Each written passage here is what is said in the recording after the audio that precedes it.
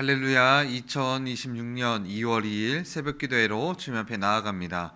우리 다 함께 기도하시겠습니다. 참 좋으신 하나님 감사합니다. 오늘도 단잠을 깨워주시고 오늘도 주님 앞에서 살아갈 수 있는 힘과 용기 주심에 너무나도 감사합니다.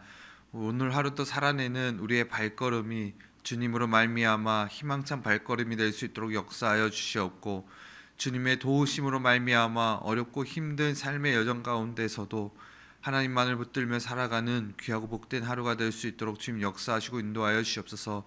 또한 육체의 아픔과 어려움으로 고생하고 있는 우리 성도님들의 그 마음속에 하나님이 주시는 아름다운 기쁨과 평안이 가득 넘쳐나게 하여 주셔서 힘든 이 육체의 고통들을 다 이기고 남는 그 믿음의 사람들 다 될 수 있도록 역사하여 주시옵고, 주님의 위로하심으로 말미암아 어렵고 힘들지만 잘 버텨내고 인내하여 회복의 역사를 경험하는 우리 성도님들 다 되도록 역사하여 주시옵소서. 또한 우리 다음 세대를 위해서 기도합니다. 주님, 겨울 캠프로 지금 다음 세대 교육부에서 겨울 캠프로 수련회로 함께하고 있습니다. 우리 그 심령들 마음속에, 어린 그 심령들의 그 마음속에 아버지를 향한, 아버지를 갈망하는 마음이 가득 넘쳐나게 하나님 인도하여 주시옵고, 주님의 꿈을 꾸며 주님의 붙들림 바 되어 살아가는 우리의 다음 세대가 다 될 수 있도록 역사하시고 인도하여 주시옵소서. 또한 모든 캠프와 수련회를 마친 우리 다음 세대의 친구들에게는 하나님의 은혜가 끊임없이 넘쳐나서 하나님을 경험하고 하나님을 알아가는 그런 귀하고 복된 시간들 계속적으로 허락하여 주시옵고, 앞으로 수련회를 앞두고 있는 다음 세대들의 친구들에겐 기대하는 마음으로, 설레는 마음으로 아버지의 말씀을 대하며 그 프로그램을 대하며 하나님께서 함께 하시고 역사하시는 것을 경험하여 그들의 삶이 송두리째 바뀌어 하나님만을 위해 살아가는 귀하고 복된 우리 모든 다음 세대 될 수 있도록 역사하시고 인도하여 주시옵소서. 주님, 날씨가 많이 추워졌습니다.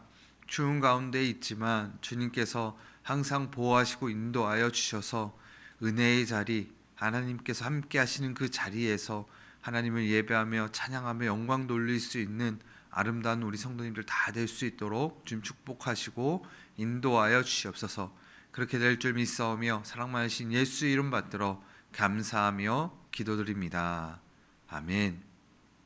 우리 다 함께 찬송가 293장 주의 사랑 비칠 때 찬양하며 주님 앞에 나아갑니다. 찬송가 293장입니다.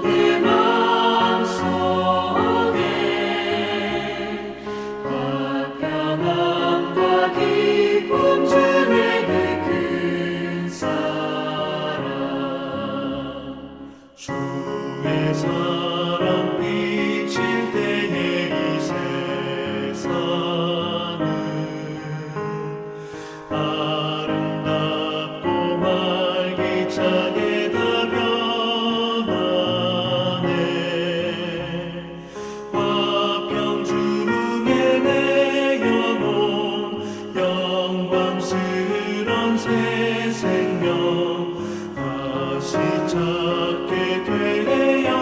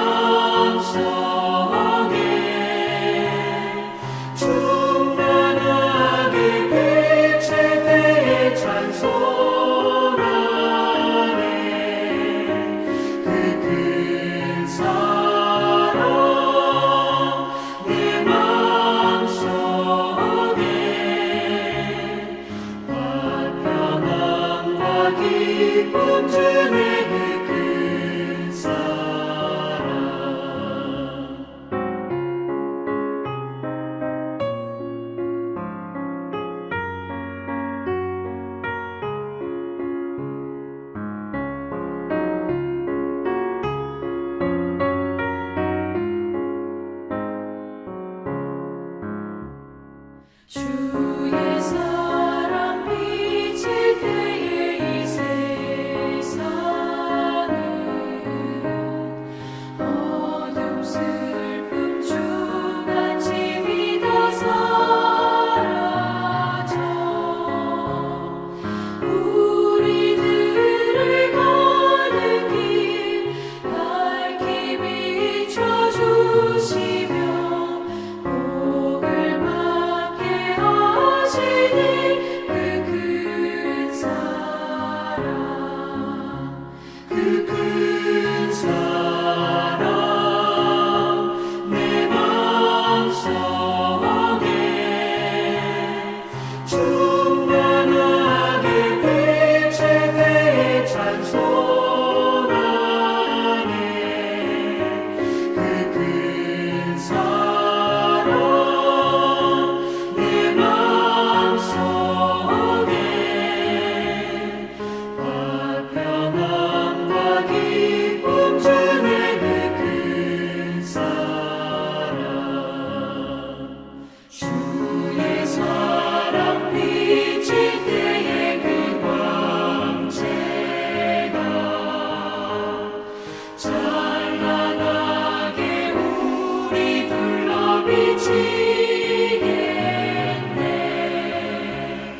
세상 모두 이기고 천국 생활할 때도 주의 사랑 비치네 그 큰 사랑 그 큰 사랑 내 마음속에 충만하게 비칠 때에 찬송하네 그 큰 사랑 내 마음속에 화평함과 기쁨 주네 그 큰 사랑 아멘. 하나님께서 오늘 우리에게 허락하신 말씀 보도록 하겠습니다. 하나님께서 오늘 우리에게 주신 말씀은 마태복음 9장 14절에서 26절 말씀까지입니다. 마태복음 9장 14절에서 26절 말씀까지 우리 계신 곳에서 다 같이 합독하며 주님 앞에 나아갑니다. 그때 요한의 제자들이 예수께 나와 이르되 우리와 바리새인들은 금식하는데 어찌하여 당신의 제자들은 금식하지 아니하나이까? 예수께서 그들에게 이르시되 혼인집 손님들이 신랑과 함께 있을 동안에 슬퍼할 수 있느냐? 그러나 신랑을 빼앗길 날이 이르리니 그때에는 금식할 것이니라. 생배 조각을 낡은 옷에 붙이는 자가 없나니 이는 기운 것이 그 옷을 당기어 헤어짐이 더하게 됨이요 새 포도주를 낡은 가죽 부대에 넣지 아니하나니 그렇게 하면 부대가 터져 포도주도 쏟아지고 부대도 버리게 됨이라. 새 포도주는 새 부대에 넣어야 둘이 다 보존되느니라. 예수께서 이 말씀을 하실 때 한 관리가 와서 절하며 이르되 내 딸이 방금 죽었사오나 오셔서 그 몸에 손을 얹어 주소서 그러면 살아나겠나이다 하니 예수께서 일어나 따라가심에 제자들도 가더니 12해 동안이나 혈루증으로 앓는 여자가 예수의 뒤로 와서 그 겉옷가를 만지니 이는 제 마음에 그 겉옷만 만져도 구원을 받겠다 함이라. 예수께서 돌이켜 그를 보시며 이르시되 딸아 안심하라 내 믿음이 너를 구원하였다 하시니 여자가 그 즉시 구원을 받으니라. 예수께서 그 관리의 집에 가사 피리 부는 자들과 떠드는 무리를 보시고 이르시되 물러가라 이 소녀가 죽은 것이 아니라 잔다 하시니 그들이 비웃더라. 무리를 내보낸 후에 예수께서 들어가사 소녀의 손을 잡으심에 일어나는지라. 그 소문이 그 온 땅에 퍼지더라. 아멘. 할렐루야. 오늘도 사랑과 은혜가 충만하신 하나님을 찬양하고 경배합니다. 오늘 말씀의 제목은 율법에 얽매이지 않는 삶, 율법에 얽매이지 않는 삶이라는 제목을 가지고 함께 은혜 나누는 귀하고 복된 시간 되길 예수님의 이름으로 축복합니다.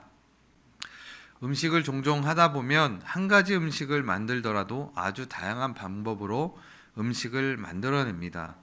미역국을 끓일 때 그 순서들을 잠시 살펴보면 먼저 기름을 두르고 미역을 데쳐줍니다.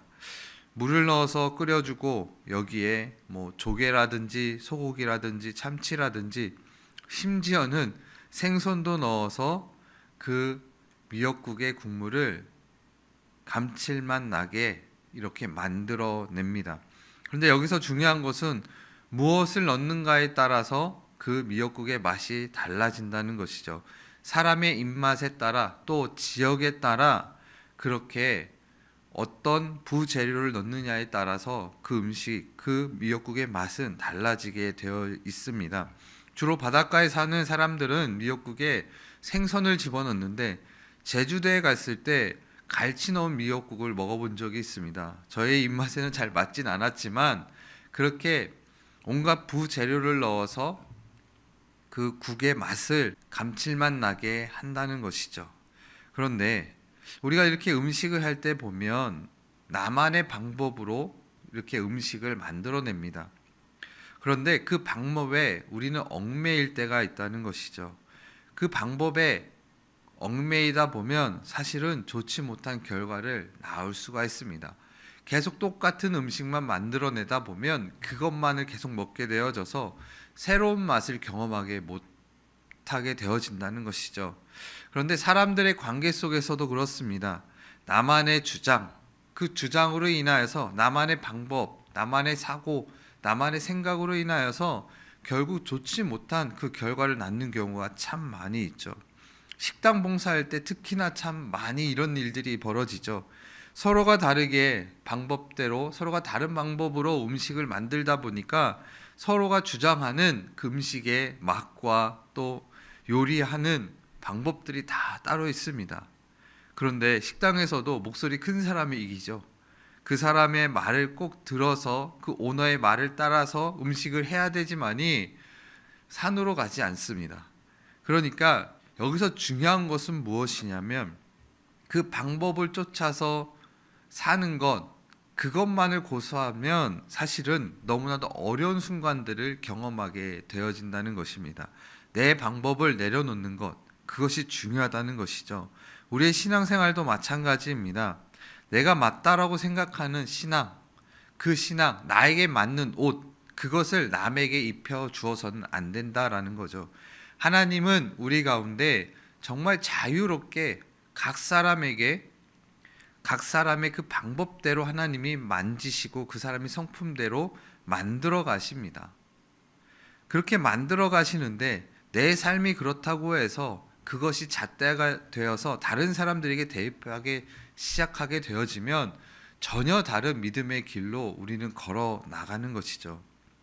그래서 우리가 기억해야 되는 것은 무엇이냐면 나만의 방법을 다른 사람들에게 적용하게 되어지면 우리 성경에 나오는 율법주의자나 바리새인들과 서기관들처럼 자기 안에 그 율법에 갇혀서 다른 사람들을 정죄하는 정말 신앙의 본질을 잃어버리는 그 방향으로 달려갈 수밖에 없다는 것입니다. 신앙의 행위는 있으나 율법의 본질을 잃어버린다는 것이죠. 율법의 본질이 무엇입니까? 하나님을 사랑하는 것입니다. 하나님을 사랑할 때 어떻게 사랑해야 되는 것인가? 십계명에 분명히 우리에게 말씀하고 있죠. 첫 번째에서 네 번째는 하나님을 사랑하는 방법, 우상을 만들지 말고 하나님의 이름을 망령되이 일컬지 말고, 그리고 또 다섯 번째에서 열 번째 말씀까지 보면 이웃을 어떻게 사랑해야 되는지 그것에 대해서, 또 부모님을 사랑하는 거, 또 남의 것을 탐하지 않는 거, 그런 방법들을 통해서 율법을 통해서 우리에게 하나님을 어떻게 사랑해야 되는지에 대해서 보여주고 있습니다. 이웃을 사랑하는 것, 그것이 하나님을 사랑하는 것이고, 하나님을 사랑함으로 말미암아 이웃을 사랑하게 되어지고, 이웃을 사랑하는 것은 분명히 하나님을 사랑하는 행위이다라는 것을 우리에게 보여주고 있다는 것이죠.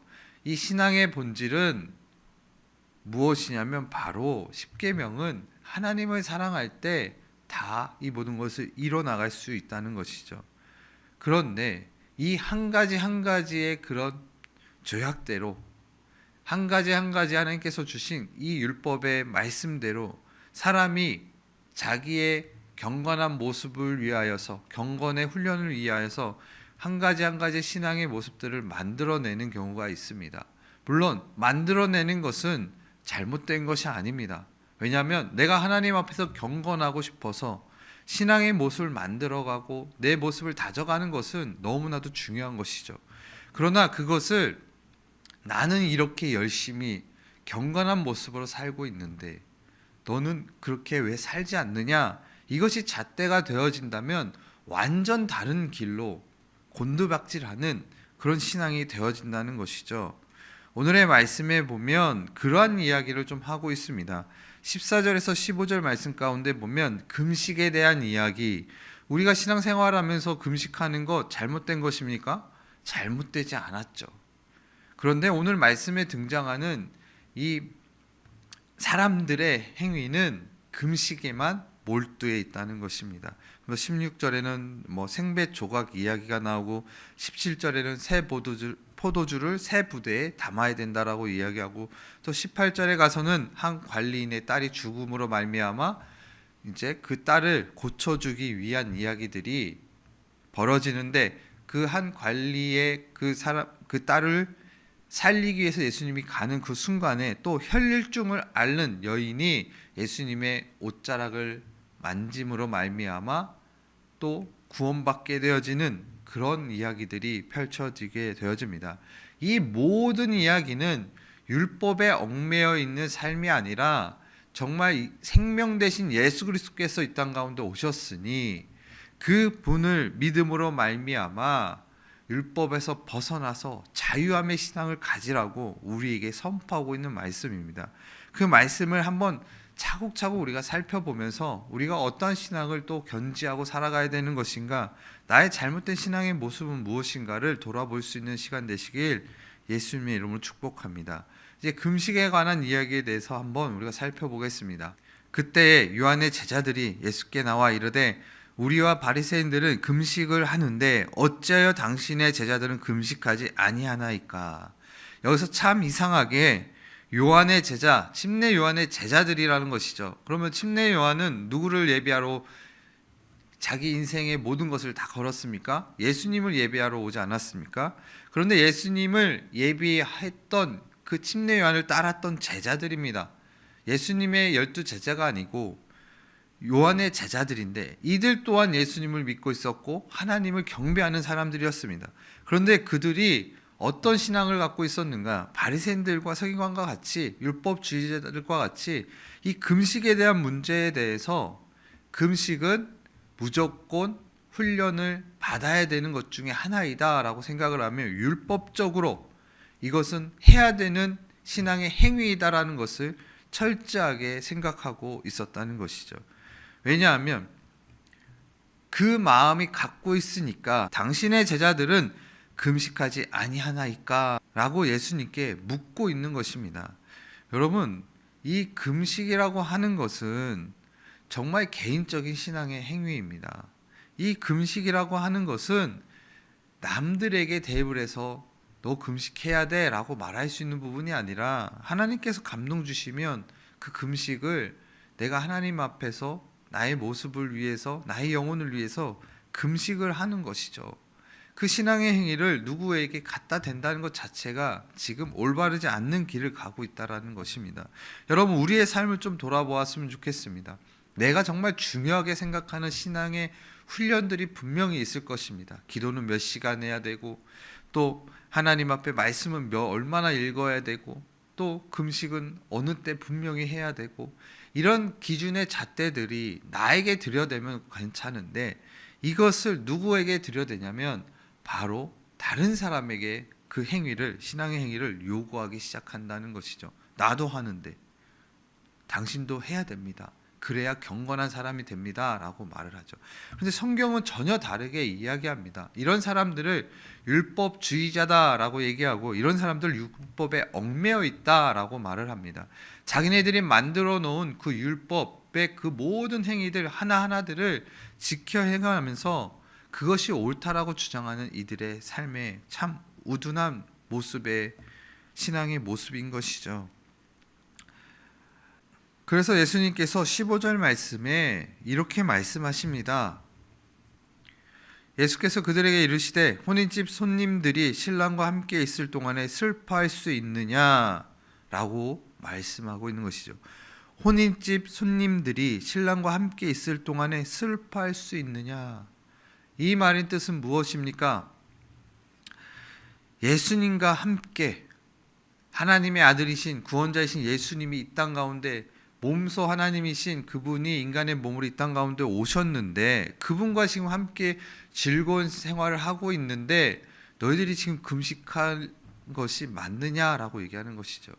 금식할 이유가 하나도 없고 예수님과 함께 그냥 삶을 누리는 그런 신앙의 모습을 취하라라고 말하고 있는 것입니다. 그런데 또 후반부에 보면 이렇게 말씀하시죠. 그러나 신랑을 빼앗길 날이 이르리니 그때는 금식할 것이니라. 신랑을 빼앗길 날이 올 것이다. 예수님이 우리가 함께하지 않는 그날이 올 것이다. 그때는 뭐 하라고 말씀하십니까? 금식하라고 말씀합니다. 무조건 내 신앙의 행위에서 금식을 무조건 하는 것, 시간을 떼어놓고 무조건 그렇게 하는 것, 그것이 중요한 것이 아니라 내가 예수님과 함께 지금 살고 있고 예수님을 느끼고 있고 예수님과 기쁨과 행복을 느끼고 있다면 금식할 이유가 없다는 것이죠. 그러나 내 영혼이 황폐해져 가고 있는 그 상황, 또 주님을 잃어버리고 내 마음 내 뜻대로 삶을 살아가고 있는 나의 삶이라면 그때는 금식하며 죽어있는 나의 영혼, 나의 삶을 위해서 주님 앞에 매달려야 한다는 것입니다. 여러분, 금식이라는 것은 어느 때 하는 것입니까? 마태복음 6장에 가보면 주님께서 기도는 이렇게 해야 돼 라고 하면서 주기도문에 대해서 우리에게 말씀합니다. 그리고 또 그 주기도문이 끝나고 나서 용서는 어떻게 하는 것인지 용서에 대한 부분에 대해서 말씀하십니다. 그리고 나서 금식할 때에는 너희들이 그것을 다른 사람들이 보이게 티를 내고 그것을 자랑하고 금식을 하는 것이 아니라 티를 내지 않고 하나님 앞에서 경건한 모습으로 조용히 거룩하게 그 금식을 하라라고 말합니다. 그런데 이런 내용의 흐름상을 쭉 보면 무슨 말이냐면 하나님을 잃어버리고 천지를 창조하시고 나에게 모든 것들을 채워주신 그 하나님, 주기도문의 내용들을 보면 그렇지 않습니까? 그 하나님을 내가 잃어버리고 그 은혜를 잃어버렸을 때, 그리고 어떤 정말 이웃을 사랑하라고 하셨는데 그 사람을 사랑하지 못하고 용서하지 못하는 마음이 생겨났을 때, 내 믿음의 신앙이 바닥에 떨어졌을 때, 그때 개인이 하나님 앞에 경건을 유지하기 위해서 누구에게 잣대를 들여야 되는 것이 아니라 내가 하나님 앞에 자발적으로 나아가서 금식하라는 거죠. 누구에게도 들키지 않고 누구에게도 티내지 않고 누구에게도 자랑하지 않고 하나님을 잘 믿기 위해서, 예수님을 내가 잘 믿기 위해서 그 신앙의 행위를 하라는 것입니다. 그래서 신앙이라는 것은 분명하게 얘기해 주고 있는 것은 신앙은 남에게 대입하는 것이 아니라 하나님이 나에게 말씀하시는 것에 귀 기울여서 그 신앙의 행위를 하고 살아가야 하는 것이죠. 그러면서 16절 말씀에 이렇게 이야기합니다.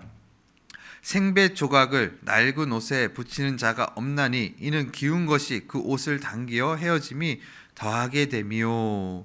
지금 생배 조각은 새 생명을 얻은 너희가 구습, 낡은 옷, 그 낡은 옷을 그 율법을 계속 만들어내고 신앙의 행위를 만들어내는 그것을 통하여서 너희들이 그곳에다가 새 생명을 갖다 붙인다고 한들 그 옷이 안 찢어지겠느냐라고 말하는 거죠.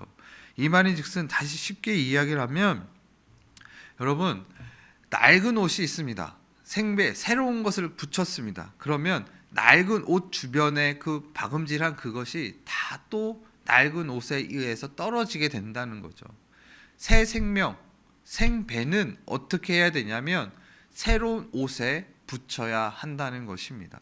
새 생명을 얻은 자가 왜 그렇게 하나님이 원하지 않는 그 율법의 그런 방법들에 휩싸여서 이거 하지 않으면 나는 경건한 사람이 아니야라고 그것에 사로잡혀서 왜 살아가고 있는 것인가?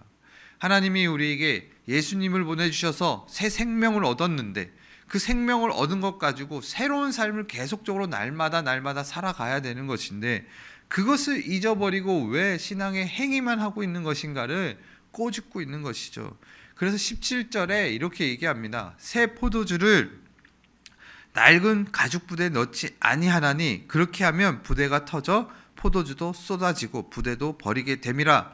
새 포도주는 새 부대에 넣어야 둘이 다 보존되느니라. 아멘. 이 말인 뜻은 무엇이냐면 여러분 새 포도주를 만듭니다. 만들면 새 가죽 부대에 담아야 됩니다. 왜냐하면 포도주를 만들면 이것이 발효하게 되어지고 가스가 나게 되어지는데 낡은 부대에 그것을 담으면 그 낡은 부대가 다 터져 버린다는 거죠. 그러니까 새로운 부대에 담아서 이게 낡을 때까지 계속 숙성을 시켜야 되는 것입니다. 그 오랜 시간이 갔을 때 정말 진정한 포도주가 만들어지는 것이죠. 그것처럼 새 포도주는 새 부대에 담아라.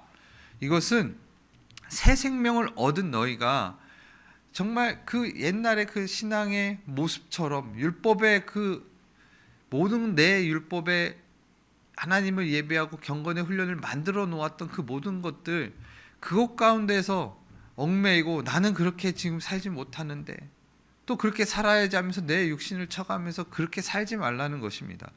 새 부대가 되었고 새 생명이 내 안에 있는데 새 생명이 내 안에 있고 예수님이 나와 함께 하신다는 것을 믿고 있고 그것을 감격하며 살고 있는데 굳이 또 내 자신을 칠 필요가 없다라는 얘기입니다.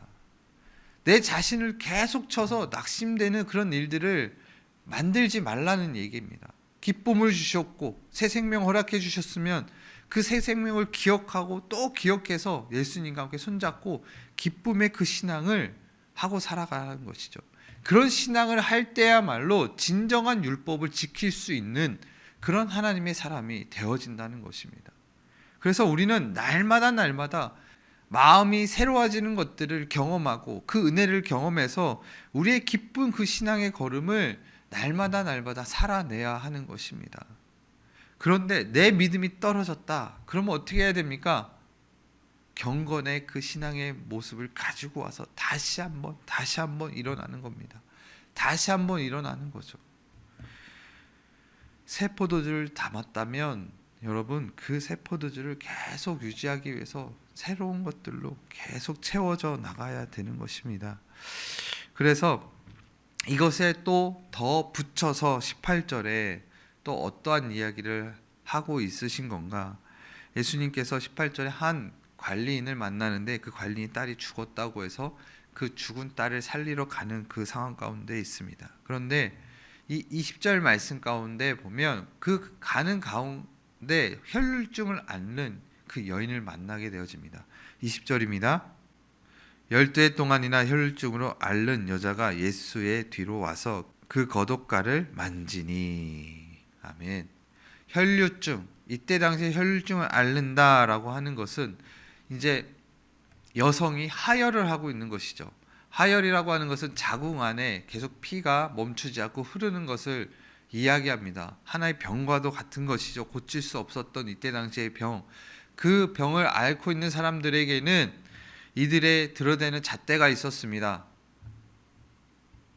그 잣대가 무엇인가? 이들은 저주받은 사람이다. 하나님 앞에 저주받은 사람이다 라고 이들이 생각을 했고 율법주의자들은 이들을 경멸히 그들을 피해 다니고 멸시했습니다. 그런데 예수님께서 이 혈루증 앓는 그 여인이 다가와서 자기 옷깃을 만지는 것을 아시고 그에게 너는 구원을 받았다라고 말씀합니다. 우리 22절 말씀 보겠습니다. 예수께서 돌이켜 그를 보시며 이르시되 딸아 안심하라 내 믿음이 너를 구원하였다 하시니 여자가 그 즉시 구원을 받으니라. 아멘. 이 말인즉슨 무엇입니까? 율법이 있는 이유가 무엇입니까? 하나님을 잘 사랑하고 잘 섬기고 경배함으로 말미암아 우리가 새 생명을 얻은 저 지옥에 갈 수밖에 없었던 우리가 하나님의 그 은혜로 말미암아 구원받은 우리가 새 생명을 얻은 우리가 하나님을 어떻게 잘 섬기고 살아가야 되는지를 우리에게 말씀하여 주셨다는 거죠. 그러면 그 율법을, 완전한 율법을 어떻게 해야 되냐면 그 생명을 유지하기 위해서 계속 그것을 지켜나가고 또 해야 되는 것입니다. 여기서 중요한 것은 생명이 중요하다는 것이죠.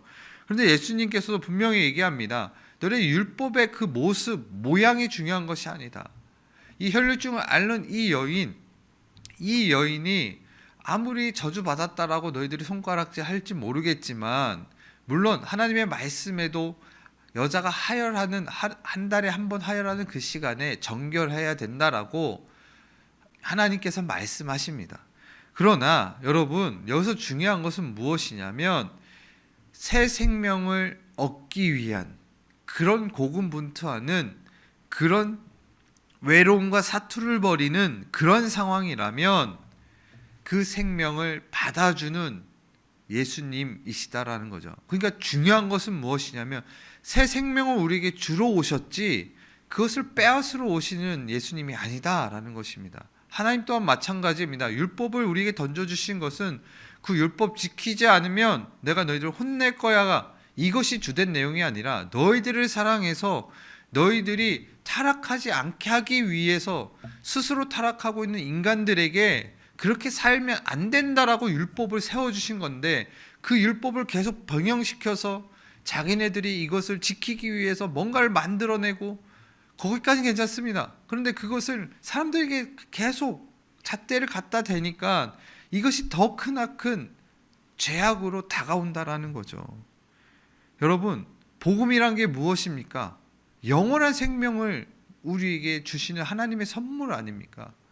그렇다면 이 여인이 예수님 앞에 나올 때 예수님이 앞에 나와서 사람들의 정말 시선 아랑곳하지 않고 예수님의 옷깃 스치고 잡았던 것, 이 용기, 새 생명을 얻기 위한 이 용기, 예수님이 그 마음을 아셨다는 것입니다. 여러분, 그 마음이 우리 가운데 있어야 된다는 거죠. 계속 무뎌져가는 신앙의 모습이 아니라 나에게 새 생명을 허락하신 그 예수님을 우리가 붙들기 위해서 우리의 율법적인 그런 행위들, 이런 것들 다 벗어버리고 정말 예수님을 사랑하며 나에게 새 생명 주신 그분을 따라 사는 삶이 되어져야 하는 것입니다. 여러분, 한 번 얽매이면 그 얽매이는 것들을 통해서 내가 괜찮은 사람인 줄 압니다. 나는 안전한 줄 압니다. 나는 안전해서 지금 그냥 이렇게만 살아도 되는 것처럼 생각을 합니다.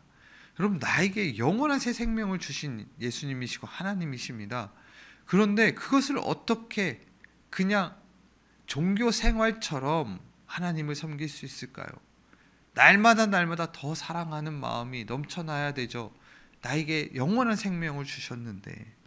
여러분들, 그것을 기억하시면서 우리가 정말 하나님 앞에서 하나님 한 분만 바라보며 사랑하는 우리의 삶이 되기를 예수님의 이름으로 축복합니다. 근데 이 이후에도 보면 그 딸이 죽어 있습니다. 그런데 예수님께서 죽어 있지 않다, 잔다라고 말씀하시면서 그 죽어 있는 딸의 그 손을 잡고 일으키십니다. 그러니 이 딸이 어떻게 됩니까? 깨어난다는 거죠. 그때 당시에도 시체에 손을 대는 것은 부정하다라고 생각을 했던 시대입니다. 그런데 예수님께서 그 모든 것들을 다 깨어 부수면서 왜 이런 모습을 보여주셨을까요?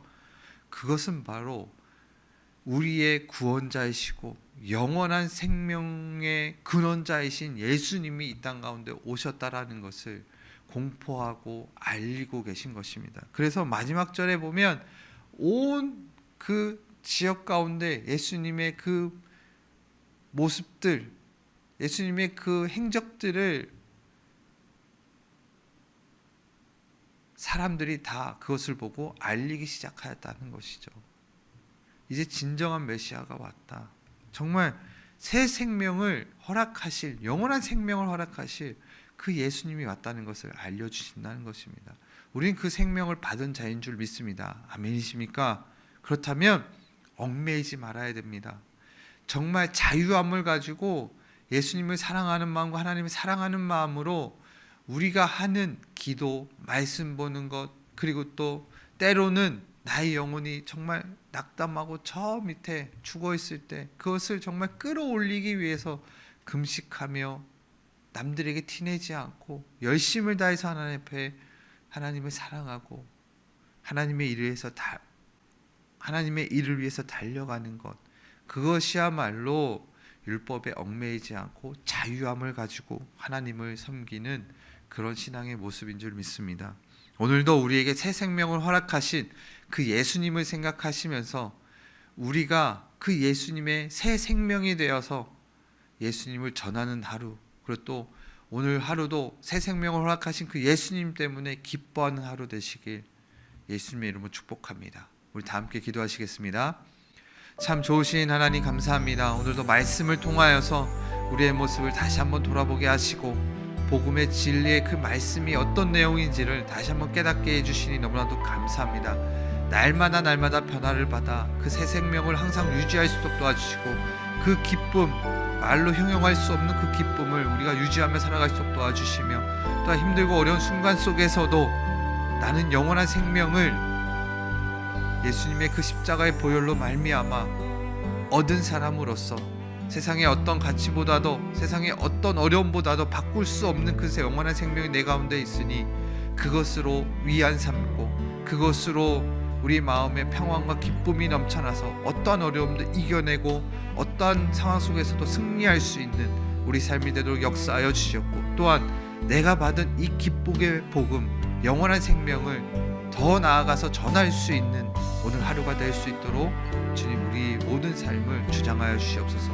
그렇게 될 줄 믿사오며 사랑 많으신 예수 이름 받들어 감사하며 기도드립니다. 아멘. 하늘에 계신 우리 아버지여, 이름이 거룩히 여김을 받으시오며 나라가 임하시오며 뜻이 하늘에서 이루어진 것 같이 땅에서도 이루어지리이다. 오늘 우리에게 일용할 양식을 주시옵고 우리가 우리에게 죄 지은 자를 사하여 준 것 같이 우리의 죄를 사하여 주시옵고 우리를 시험에 들게 하지 마시옵고 다만 악에서 구하시옵소서. 나라와 권세와 영광의 아버지께 영원히 있사옵나이다. 아멘.